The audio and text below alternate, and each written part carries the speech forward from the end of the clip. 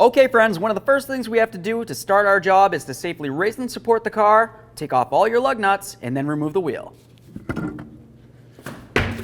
Now that the wheel's out of the way, we have a nice clear view of our caliper. Let's start taking it apart. We're going to remove our caliper slider bolt here and one right up there.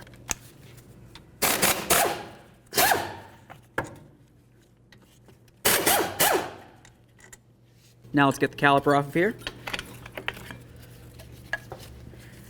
With the caliper removed, the next thing you want to pay attention to is this area along the piston. If you see any fluid coming out of there, that's brake fluid and you need to replace your caliper. Now let's set this aside so we're putting no pressure on our flex hose. Now let's get our pads out of here.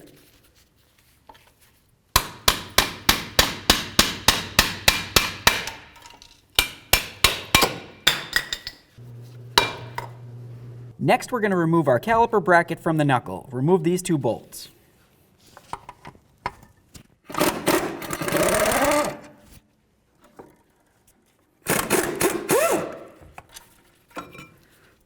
Set it aside. Let's take one of our lug nuts, start it on the threads here.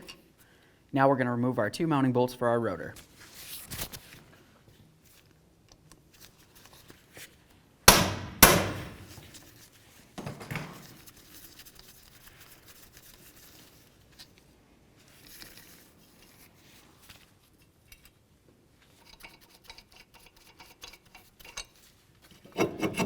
Remove your rotor. Now the next thing we want to do is clean up our mating surface of our hub so that way there when we put on our new rotor, it'll be nice and clean. Now with this cleaned up, we'll put on some copper never sees. Now let's clean down the braking surface on our new rotor.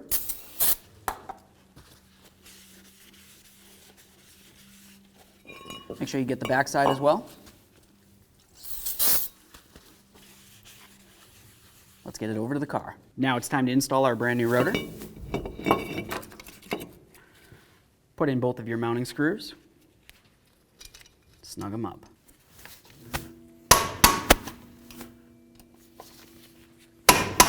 Clean down our caliper bracket. To do that, one of the first things I want to do is get the tins off of here. Set those aside for recycling. The next thing we're going to do is remove our sliders from this. Just go ahead and give them a twist. Grab that boot, peel it off of there, remove the slider.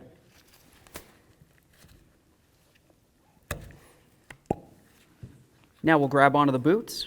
Typically you can just kind of squeeze them and then pull them right out of here. Give it a nice little wiggle.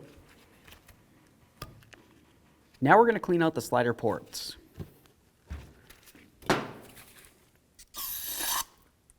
Use a bore brush. Do that process one more time. Now the next areas on the bracket that we want to clean is the 4 areas where the tins came off of. Now that we have the bracket clean, let's clean up our slider boots. Before we clean them though, just inspect them. If you see any cracks or tears, you need to replace them. To clean these, it's very easy. You could just take a rag, slide it right on through, and then just rub the rag along the inside of the boot. Keep doing that until all the debris is out. Once both of your boots are clean, we're going to continue on to cleaning our caliper sliders. Now when you're cleaning them, it's important to inspect this area here. Make sure it's not rotted and pitted in any way. Also pay attention to this area right along here. Once everything's fully cleaned and inspected, let's start putting it back together. As we do this, we want to of course be adding grease along the way. I'm going to go right inside this slider tube right here and the same on the other one. Now we can grab our slider boots. With these, of course, you have the ridged area. That needs to fit in the groove on the slider bracket.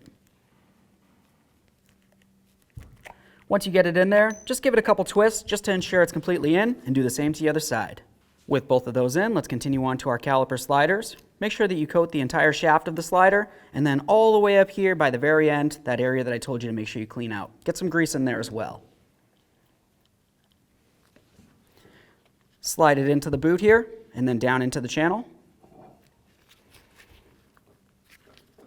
Squeeze out any air that might have gotten caught.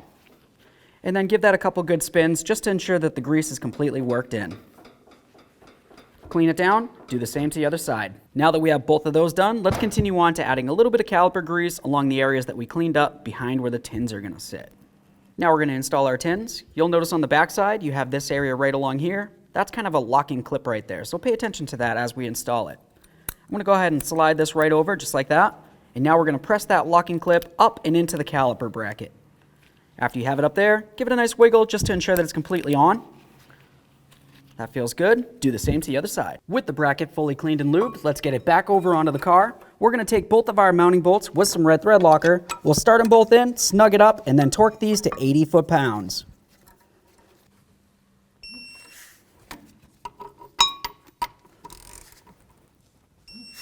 Now it's going to be time to put on our brake pads. You're going to notice one of the brake pads has the wear indicator. You want to make sure you have that on the inner pad, and you want to make sure you have the wear indicator facing up. We'll go ahead and slide it into the bracket here, and then we'll do the same to the outer pad. Okay, get the pads in there. Now let's go ahead and grab onto our caliper. Now we're just going to use a tool, push in our caliper piston. Now let's grab onto the caliper, and we're going to start removing this tin right here. You're going to notice it has an ear up along this area and one right there. If we push it in one direction, we can usually slide it out.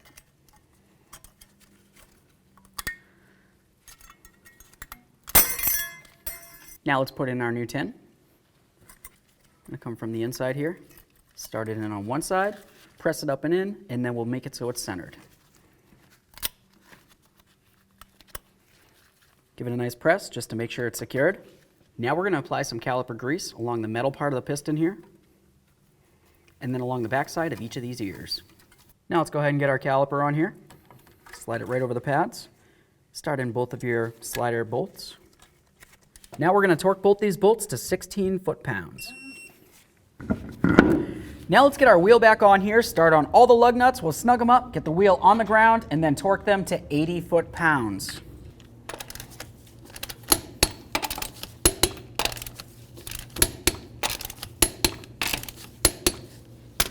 Torqued. Okay friends, so we got the job done. What's left to do? Go ahead and pump up your brakes, check your master cylinder, and then take it for a road test.